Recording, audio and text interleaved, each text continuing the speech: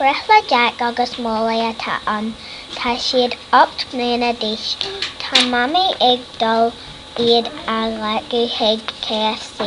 Carn Kate, John agus Lucy an tainneam atá ar cairde sucaí, agus tá siad ag dul chuig an cóisiir.